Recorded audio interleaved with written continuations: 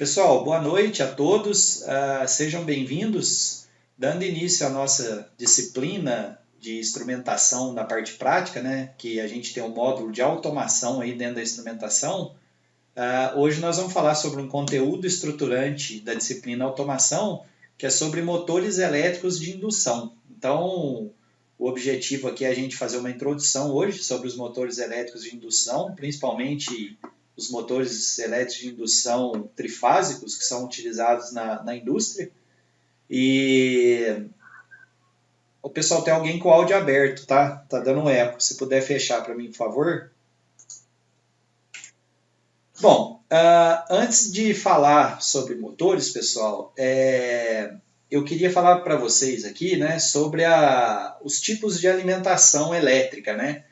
Então, a energia elétrica, para chegar até os consumidores, né, e aí eu coloquei uma figura aqui bem interessante, ela passa por três etapas. Na etapa 1, a gente tem a geração, onde eu tenho aqui a estação geradora, né?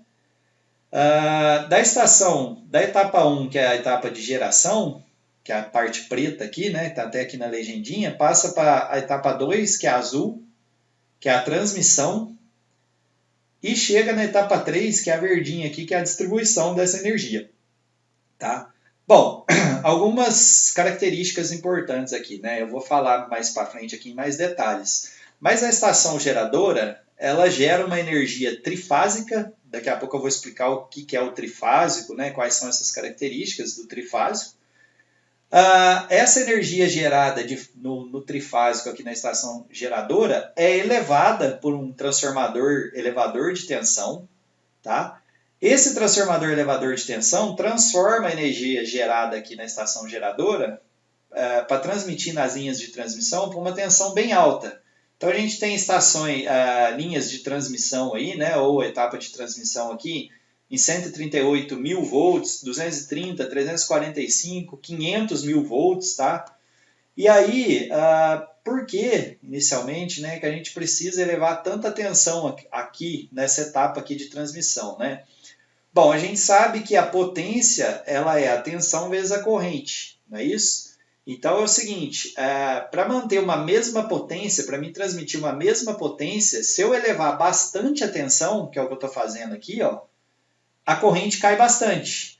E a gente sabe que quanto menor for a corrente aqui, menor os cabos, ou menor o diâmetro dos cabos para conduzir essa energia, tá? Então a gente precisa elevar a tensão para essas ordens de grandeza aqui, para que a gente tenha uma queda de corrente, e quando essa corrente cai, a gente consegue transmitir ela por uma estrutura menor, né? Cabos menores, a gente tem menos perda, né? Se a corrente é menor, a gente sabe que não existe condutor perfeito, né?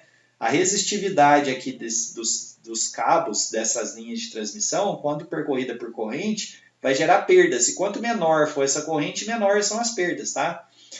Bom, essas linhas de transmissão, pessoal, quando chega lá na frente, né, a gente precisa passar por um transformador que rebaixa essa tensão. Então, esse transformador verde aqui, que já está na etapa verdinha, ele vai pegar essa tensão, né, que chega aqui em alta tensão, e vai abaixar essa tensão, tá? A gente sabe que, por exemplo, nós estamos aqui, ó, nossas casas, né? Esse transformador aqui que abaixa essa tensão, ele vai abaixar para 13.800 volts. E esses 13.800 volts são aqueles três cabos que andam na parte de cima lá do poste, sabe? Então aqui, ó, tem os 13.800 volts na parte superior do poste. E aí é o seguinte, a gente sabe que dentro da nossa casa, né, a gente tem 110 e 220 volts. Então, para cada rua, mais ou menos, a gente tem um poste que está desenhadinho aqui, ó, um transformador que fica no poste, e esse transformador alimenta uma rua, mais ou menos. Então, a gente já pode observar esse transformador nos postes aí, né? O que esse transformador do poste faz? Ele pega a tensão de 13.800 volts que está percorrendo aquelas três linhas em cima do poste e abaixa essa tensão para 220 volts trifásico, tá? Bom, então basicamente é isso. Eu tenho a etapa aqui de geração, né? Essa etapa de geração tem um transformador que eleva essa tensão, eleva para essas ordens de grandeza aqui. Lá na frente eu tenho um transformador que rebaixa. E aí eu tenho um outro transformador no poste, nos casos de residenciais aí, que rebaixa de novo essa tensão aí para 220 volts, tá?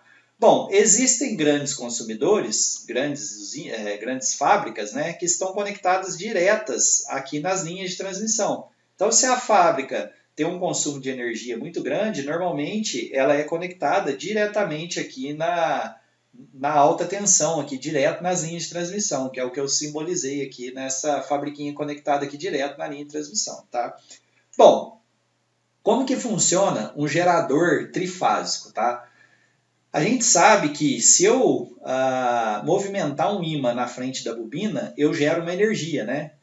Os geradores trifásicos, pessoal, ele tem 3 grupos de bobina, que eu representei aqui por VA, que é o primeiro grupo de bobina, que está aqui, ó. Eu representei o segundo grupo de bobina, que eu chamei de VB, e o terceiro grupo aqui, que eu chamei de VC, tá? Tensão A, tensão B e tensão C. Esses 3 grupos de bobina aqui estão defasados um do outro de 120 graus. Então, fisicamente eu tenho 120 graus dessa bobina para essa, 120 dessa para essa e 120 dessa para essa. No centro aqui dessas 3 bobinas eu tenho um ímã girando. O que vai acontecer? Eu vou ter a geração de uma senoide aqui em A, uma geração de uma senoide em B e uma geração de senoide em C, tá? Bom, essas 3 senoides, pessoal, vão estar defasadas. Óbvio que se as 3 bobinas estão defasadas de 120 graus, essas 3 senoides também vão estar defasadas de 120 graus. Então, olha que interessante. Nesse gráfico aqui, ó, eu estou representando a senoide VA, tá? Que é a senoide vermelha contínua. Eu estou representando a senoide VB, que é a senoide tracejada, tá? E estou representando a senoide VC, que é a senoide pontilhada. Então, se eu olhar ao longo do tempo, eu tenho 3 senoides defasadas de 120 graus aqui, uma em relação à outra, tá? Bom, se eu plotar, né, esse gráfico aqui está simbolizando as 3 senoides no mesmo gráfico. Esse gráfico aqui, que é o B, ó, eu tenho a representação vetorial dessas 3 senoides, que também, esses 3 vetores aqui, estão defasados de 120 graus. Tá? Bom, o que acontece? Normalmente, os transformadores lá da frente, os de distribuição, né, eles também têm 3 grupos de bobinas. Tá? E esses 3 grupos de bobinas, eles têm 2 configurações diferentes que eles podem ser montados, né, ou ligados. Eu tenho uma configuração delta, né, ou triângulo, que é a que eu estou mostrando aqui do lado esquerdo, e eu tenho uma configuração estrela, que é o que eu estou mostrando aqui do lado direito. Então, o que acontece? Lá nas linhas de transmissão, quando a gente olha as linhas de transmissão, a gente vê os 3 cabos da linha de transmissão, que são as 3 fases.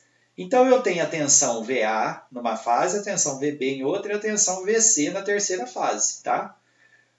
O transformador rebaixador, pessoal, que é o transformador de chegada, seja ele na minha fábrica ou seja ele na minha estação rebaixadora da cidade, ele é ligado no primário, eu tenho o delta, né, ou o triângulo, e no secundário eu tenho a estrela, tá? Então, olha que interessante. Como na linha de transmissão eu tenho 3 cabos, se eu ligar aqui em triângulo, eu tenho 3 conexões, é onde eu vou chegar aqui com as 3 fases.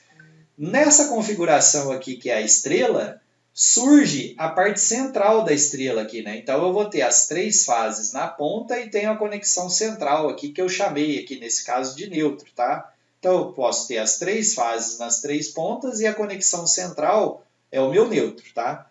Então esse daqui é uma configuração típica de transformador de distribuição, tá?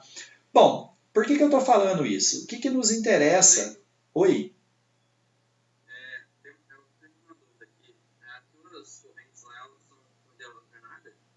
São alternadas, nós estamos falando de tensões alternadas. Desde a etapa de geração, transmissão e distribuição de energia. São 3 tensões alternadas, defasadas 120 graus. Tá? Bom, por que eu estou falando do transformador aqui, pessoal? Pelo seguinte detalhe, o que nos interessa muito disso daqui, tá? tanto para circuitos industriais, que foi o que eu escrevi, para residencial, normalmente o trafo de alimentação, o secundário dele é ligado em estrela, tá?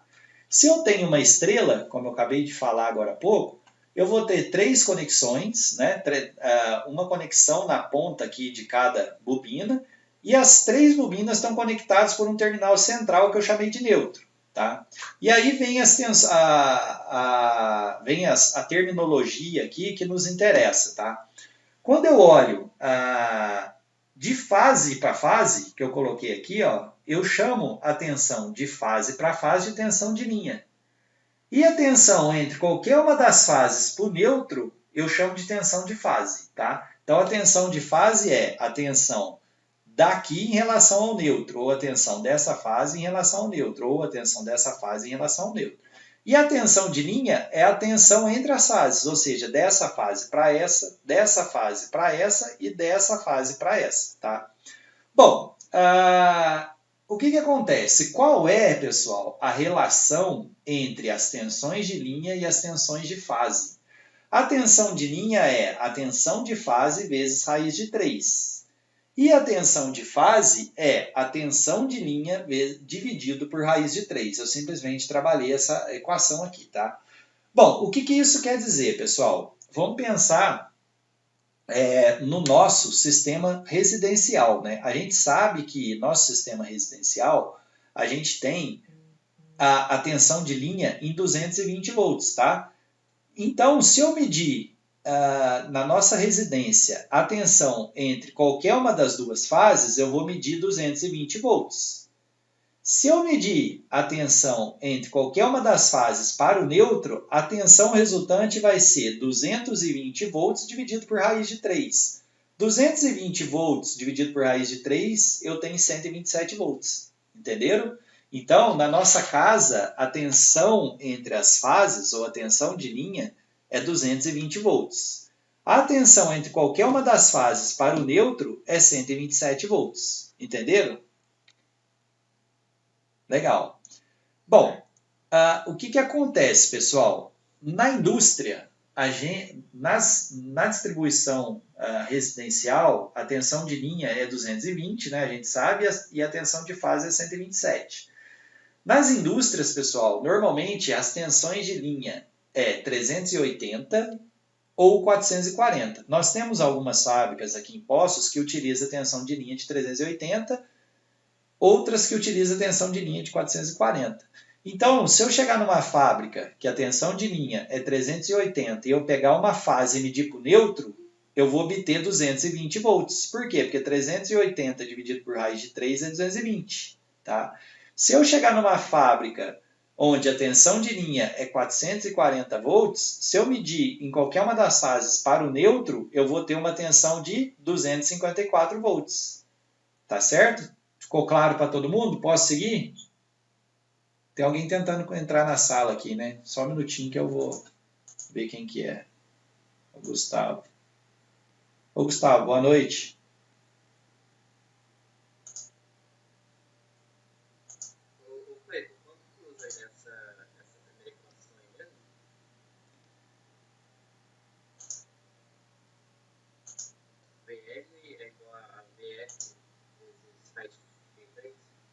Oi? Quando tu usa essa equação aí que você falou, do PL, a VF vezes raiz de 3. Quando tu usa? Quando eu tenho uma tensão, por exemplo, quando eu meço uma tensão de uma fase para o neutro, que é a tensão de fase, se eu quiser saber a tensão de linha, ou seja, a tensão entre as fases, eu tenho que multiplicar por raiz de 3. Quando eu tenho a tensão de linha, que é a tensão entre as fases, e quero saber a tensão de fase, eu divido por raiz de 3. Então, eu coloquei aqui na tabelinha, né? Onde essa linha aqui é o residencial, né? Então, na nossa casa, se a gente pegar duas fases, qualquer duas fases e medir entre elas, nós vamos ter 220 volts. Se eu pegar qualquer uma das fases para o neutro, eu vou ter 127 volts. Nas fábricas, a gente usa 380 ou 440. Então, se eu tenho uma tensão de linha de 380, se eu pegar qualquer uma dessas fases e medir para neutro, eu vou ter 220. E se for uma fábrica que trabalha em 440, se eu medir para neutra, eu vou ter 254. Tá bom? Legal. Bom, pessoal, eu vou colocar aqui, eu falei um pouco aí sobre o sistema de geração, transmissão e distribuição de energia, né? Para a gente saber que esse sistema é um sistema trifásico, né? A gente já sabe que esse sistema é um sistema trifásico, desde lá da geração, passando pela transmissão até a distribuição, né? Antes de eu falar dos motores aqui em si, propriamente dito, tá? Então, antes de eu iniciar aqui sobre os motores de indução, eu vou colocar aqui para vocês um vídeo que é bem interessante, que explica a parte de eletromagnetismo dos motores aqui, tá? Então é um vídeo bem interessante, tem disponível no YouTube e eu queria passar aqui para vocês. É um vídeo bem rapidinho, tá? Só verifica para mim, pessoal, se o áudio tá legal. Se não tiver, vocês me dão um toque aí, tá?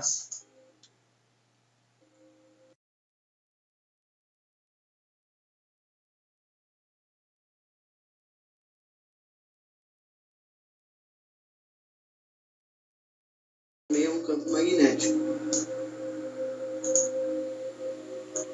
Essa O som tá bom, pessoal?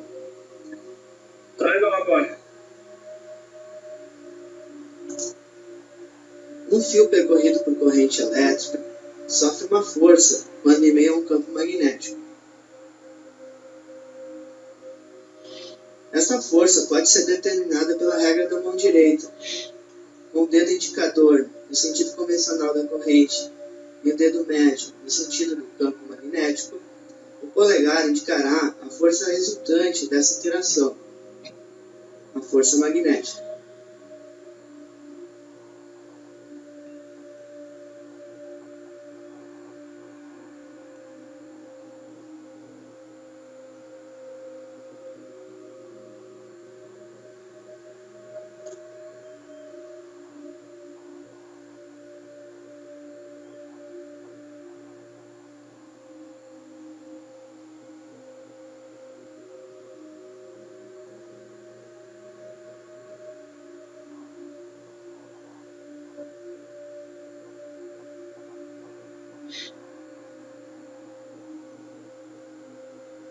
Quando o ângulo entre o condutor e o campo magnético for de 90 graus, a força magnética resultante sobre o fio será a massa.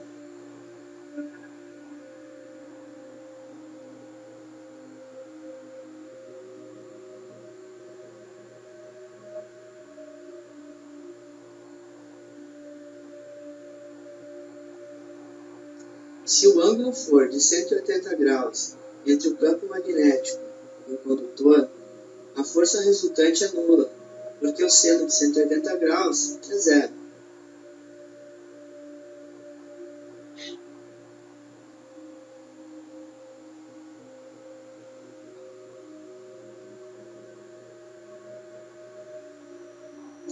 Quando o ângulo é de 90 graus, a força resultante é máxima, pois o seno de 90 graus é 1.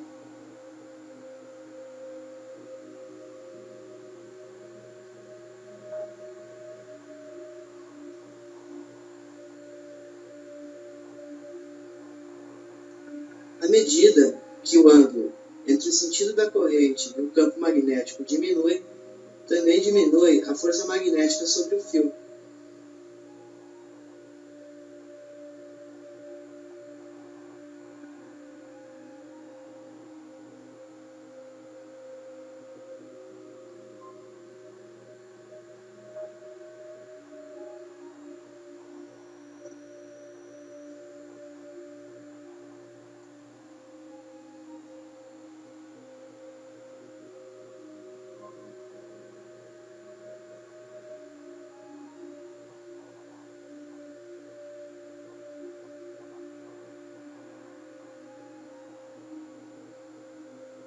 Este conhecimento possibilitou o desenvolvimento do motor elétrico. Fazendo do condutor uma espira, obtém-se um sistema capaz de girar.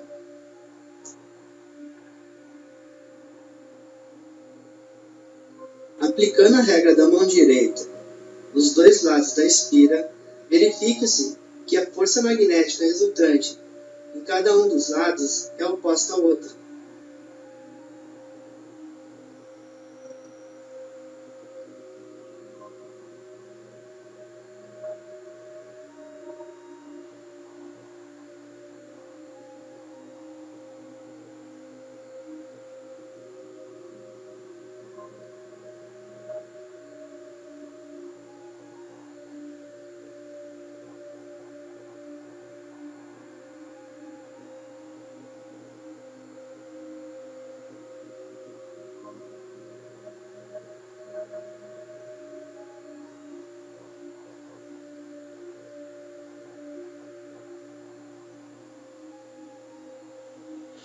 Na extremidade paralela às linhas de campo magnético, a força é nula.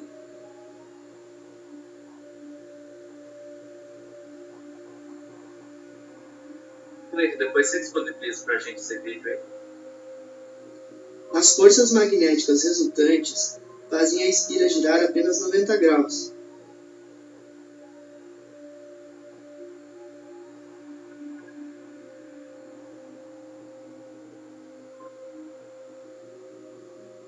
E desligando a corrente elétrica, cessa a força magnética sobre o fio. Para que a espira possa girar completamente, é necessário o uso do comutador,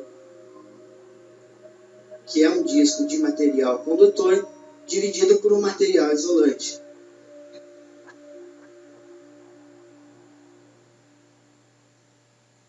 Para fazer o contato elétrico entre a fonte de alimentação e o comutador, é necessário o uso de escovas de grafite, que deslizam pelo comutador.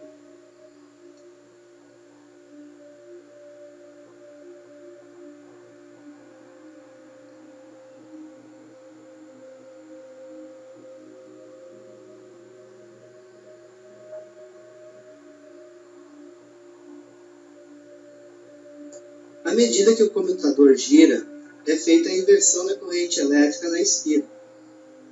Logo, muda o sentido da força aplicada em cada espira. E por inércia, a espira mantém o sentido de giro.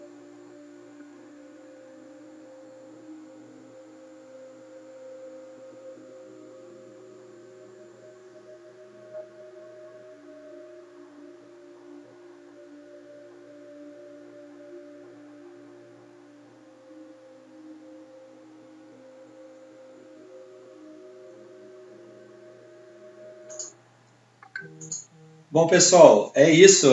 Não sei se o som estava legal. Só lembrando que a aula está sendo gravada, tá? Depois vocês podem assistir aí novamente, tá bom? Bom, retornando aqui então. Quais são as principais funções de controle que a gente tem no motor, né? O que eu preciso controlar no motor? Normalmente a partida, parada, direção de rotação, né? Controlar a velocidade, fazer limitação de corrente partida, eu preciso ter proteção mecânica, proteção elétrica e etc. Tá? Então o objetivo dessa aula de hoje é justamente dessa aula e de algumas, né? Talvez mais uma ou duas aí, a gente falar sobre todos esses detalhes aqui para a gente trabalhar com motores. Porque quando a gente fala em automação industrial, né, que é o principal objetivo da nossa matéria aqui, quase tudo na automação industrial depende de motores, né? Então a gente tem que conhecer muito bem essa parte aí para a gente fazer os dimensionamentos, proteções e acionamentos aí dos motores, tá? Bom, os motores podem ser trifásicos ou monofásicos, tá? Vou falar disso no slide com mais detalhes mais para frente aqui. Bom, eu peguei aqui um motor, um motor de mercado, né, da WEG, e coloquei aqui para a gente falar sobre algumas partes, tá? Então, eu tenho aqui a carcaça do motor, né, onde fica o estator é a parte estática, dentro do estator fica o rotor, que é a parte que gira, né? Na parte externa aqui do motor, eu tenho a caixa de ligação, que também é conhecida aí nas indústrias como caixa Born do motor. Eu tenho uma tampa aqui, né, onde que ela protege aqui o ventilador. O objetivo desse ventilador é puxar o ar aqui através da tampa e fazer o ar circular aqui nas aletas do motor, né? A gente sabe que o motor, como a gente acabou de ver no vídeo ali, ele é constituído de bobinas. Então a gente sabe que bobina, por não ser um condutor perfeito, a gente tem algumas perdas, né? Então acaba aquecendo, né? Então os motores aquecem e ele precisa de uma ventilação forçada para sempre estar auxiliando aí no sistema de refrigeração do motor. Eu tenho aqui uma tampa que acomoda o rolamento, né? O rolamento é para manter o rotor centralizado no estator, na carcaça. Do lado de cá também eu tenho outra tampa e outro rolamento. E no mais eu tenho sistemas de fixação, né? Os motores, normalmente, esse tipo de motor aqui é um motor gaiola de esquilo, então as bobinas estão no estator, né? Estão paradas e o rotor não é um rotor bobinado esse daqui. Então, se vocês viram lá no vídeo o princípio de funcionamento, eu acho que esse vídeo eu gosto bastante dele porque ele exemplifica de uma forma simples, né? Para a gente entender aí pelo menos o princípio de funcionamento do motor, tá? E aí, eu acabei de falar que existem dois tipos de motores, né? Os monofásicos e os trifásicos. Isso aqui é muito interessante para a gente. Então, olha só. Nos motores monofásicos, que são esses dois que estão aqui à esquerda, eles são muito encontrados em residência, comércio e pequenas indústrias, tá? Qual que é a característica principal dele, ou por que ele recebe esse nome aqui, monofásico? Ele recebe esse nome porque eu só estou usando 2 fios para ligar ele, né? Então, eu estou usando aqui, no primeiro motor aqui da esquerda, que é esse daqui, ó, 2 fases. Então, por exemplo, se isso daqui é um sistema residencial, né, um 220 trifásico aqui mais neutro, então eu tenho as 3 fases, né, que a gente acabou de ver lá no início da aula, mais o neutro. Então, se eu pegar, nesse exemplo aqui do primeiro motor, eu peguei 2 fases e liguei o meu motor monofásico. Qual é a tensão aqui? A gente viu que se aqui eu tenho um 220, daqui para cá eu tenho 220. Então, esse primeiro motor aqui está ligado a 220. O segundo motor, eu peguei uma fase e liguei em relação ao neutro. De uma das fases em relação ao neutro, eu vou ter 220 dividido por raiz de 3, que é 127 volts. Então, nesse primeiro motor, ele é um motor monofásico de 220 volts. No segundo motor, é um motor monofásico de 127 volts. Tá? E o terceiro motor aqui, né, é um motor de indução trifásico. Onde que eu encontro o motor de indução trifásico? Eles são mais encontrados em indústrias de pequeno, médio e grande porte. Então, nas indústrias, pessoal, de médio e grande porte principalmente, a gente não encontra motor monofásico. Todos os motores são trifásicos. E como que funciona o motor trifásico? As 3 fases de alimentação, ou as 3 fases da rede, entram diretamente aqui no motor para ele girar. Tá? Alguma dúvida sobre o que é motores monofásicos e trifásicos? Isso é muito importante. Os trifásicos utilizam as 3 fases e os monofásicos utilizam ou 2 fases ou uma das fases e o neutro. Tá certo? Beleza. Legal. Bom, agora nós vamos falar um pouco sobre potência mecânica. Vocês já devem ter visto falar bastante de potência mecânica de motor, né? A gente fala que um motor tem 1 CV, 1 cavalo, 2 cavalos, 3 cavalos, 10 cavalos, tá? Bom, essa informação, né, o CV aqui, ou muitas das vezes também é encontrado ao invés do CV ou HP, é uma potência mecânica. Nós que somos da elétrica, né, nós precisamos converter isso em potência em watts, tá? Qual é a relação de HP e CV para watts? Um HP é 745,7 watts, ou aproximadamente 746 watts. Um CV é aproximadamente 736 watts, tá? Então, vou resolver um exemplo aqui, ó, com vocês. Determine a potência mecânica em watts para um motor de 30 HP. Então, olha que legal. Se eu sei que um HP é 746 watts, 30 HP/x. Fiz uma regrinha de 3 aqui, né? Vou multiplicar aqui e eu tenho que x é igual a 30 vezes 746, que dá 22.380 watts. Então, 30 HP, eu coloquei aqui, ó, é igual a 22.380 watts. ok? No número 2, no exemplo 2 aqui, determine a potência mecânica em watts para um motor de 10 CV. Eu sei que 1 cavalo, 1 CV, é 736 watts. Se eu fizer uma regra de 3 aqui, né, 10 CV é X, eu vou multiplicar aqui cruzado, né, e vou ter que X vezes 1x é igual a 10 vezes 736, ou 7.360 watts.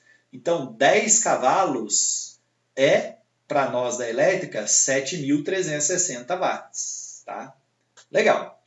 Bom, qual é a equação, pessoal, da potência mecânica para motores monofásicos? Tá? Olha o que está escrito aqui, monofásicos. Daqui a pouco eu vou falar sobre o trifásico. A potência mecânica de um motor monofásico é a corrente vezes o N vezes V vezes cosseno φ. O que é cada elemento desse daqui? Pmec, né, que é a potência mecânica que eu chamei aqui, é a potência do motor, em watts, óbvio, né? Não em CV nem HP. O N é o rendimento do motor, tá? É um dado de placa. Daqui a pouco, nas próximas aulas, eu vou mostrar para vocês a placa de um motor. Quais são os dados que tem lá. E um dos dados que tem é o rendimento, tá? Mas basicamente o que é o rendimento do motor?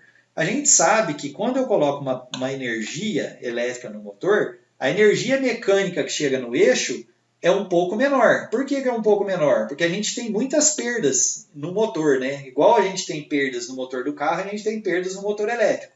Quais são as perdas do motor elétrico? Primeiro, o seguinte,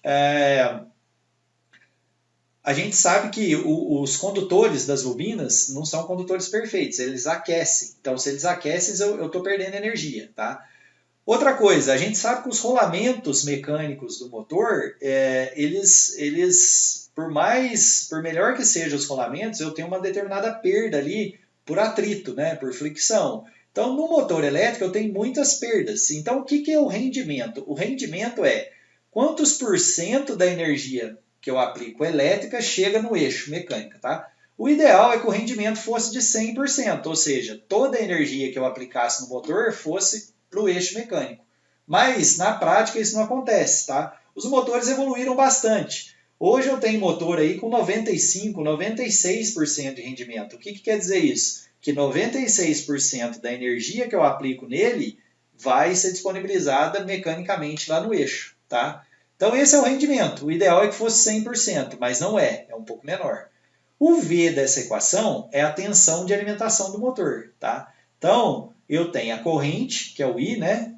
Vezes o rendimento, que eu já expliquei, vezes o V, que é a tensão. Vezes o cosseno φ. O que é o cosseno φ? O cosseno φ é o fator de potência do motor, tá? O que é o fator de potência do motor? A gente sabe que o motor ele é constituído basicamente por bobinas, né? E o que acontece com a bobina? A gente viu ano passado que nas bobinas a gente tem um defasamento da tensão e da corrente, tá? Então, numa bobina, a corrente está atrasada de 90 graus em relação à tensão. O que isso causa? Né? Isso causa uma perda por fator de potência. Esse fator de potência, que é o efeito, justamente o efeito indutivo das bobinas do motor, também é um dado de placa. Tá? Bom, para que me serve essa equação? Né? Que é basicamente a razão de eu ter colocado ela aqui. Eu vou resolver um exemplo aqui com vocês. Determine a corrente de um motor elétrico monofásico, sabendo que o motor tem uma potência de 5 cavalos, o rendimento dele é 76%, que é o N, né? A tensão dele é 220 volts e o cosseno φ é 0,8, tá? Lembrando que esse motor é um motor monofásico. Eu mostrei para vocês a equação do monofásico, tá? Primeira coisa que eu tenho que fazer é o seguinte, eu tenho que converter essa potência aqui de cavalos para watts. Então, o que nós vamos fazer? Ó? 1 CV é 736 watts, 5 CVs é X. Então, X vai ser igual a 5 vezes 736, que me dá 3.680 watts. Tá? Agora eu vou colocar a fórmula aqui da potência mecânica, que estava no slide anterior. Então, a potência mecânica é a corrente vezes o rendimento, vezes a tensão, vezes o cosseno φ. O exercício está pedindo para mim calcular a corrente que está aqui. Ó. Eu vou isolar a corrente, que é o I. Então, o meu I, que é a corrente, é igual a Pmec, né? Tudo que estiver multiplicando o I vai passar lá dividindo. Então a corrente vai ser a potência mecânica dividido pelo rendimento vezes a tensão vezes cosseno φ. Agora eu vou substituir aqui, nessa equação, todos os valores que eu tenho, né? Então a potência mecânica eu tenho que colocar em watts, calculei ela aqui, 3.680. O rendimento é 76%, né? Então eu tenho que dividir 76 por 100, que dá 0,76. A tensão é 220, está aqui, e o cosseno φ é 0,8, tá? Resolvendo essa equação, eu obtenho a seguinte resultado aí, né? Que a corrente é 27,51 ampere.